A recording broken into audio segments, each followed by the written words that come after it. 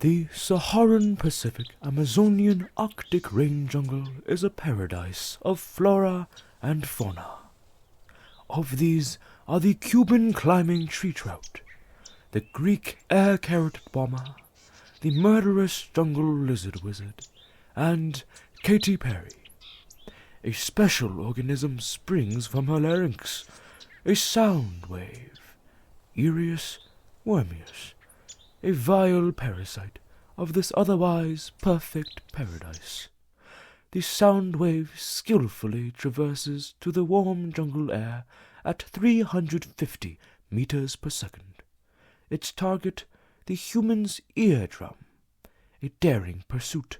Should it complete its dangerous journey, the human would be infected by an earworm, spelling unspeakable doom. The sound wave draws closer. The target now in sight, the sound wave makes a run for it. But the human is much more than helpless. Through quintillions of years of evolution, the human has naturally developed a defense mechanism: noise-cancelling headphones. The sound wave is detected by the headphone's microphone. The signal is interpreted by the definitely, naturally evolved organic DSP chipset. Interpreting the signal, the chipset sends instructions to the headphone speaker, which emits an anti-wave. The anti-wave and the sound wave interact destructively, and the threat is eliminated. A successful defense. The human lives earworm-free yet another day. How did the human do this? How did it defend itself from such a formidable foe? The answer lies in active noise cancellation. To understand this process, let us take a closer look at the sound wave, where in reality it is a longitudinal wave with areas of high air density, compressions, and areas of low air density, rarefactions. It is instead represented here as a transverse wave, with compressions as crests and rarefactions as troughs. The distance from either a trough or a crest of the sound wave to the median is the amplitude. The distance between two adjacent troughs or two adjacent crests is the wavelength.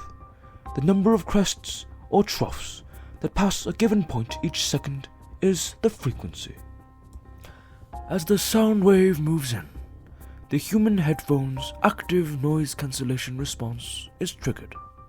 The microphone detects the threat and analyzes the velocity, wavelength, frequency, and amplitude of the incoming sound wave and signals these to the DSP chipset. Within a few hundred microseconds, the DSP chipset computes and signals the speakers to produce the perfect defense against the threat, an anti-wave.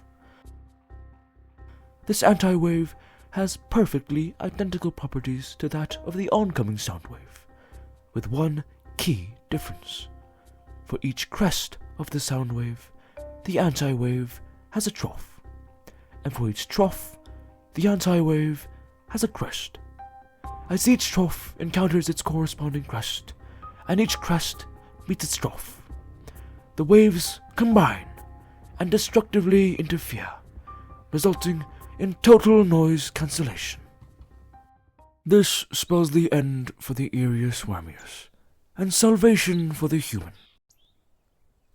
As with much else in the Saharan Pacific Amazonian Arctic rain jungle, the survival of one often means the death of another.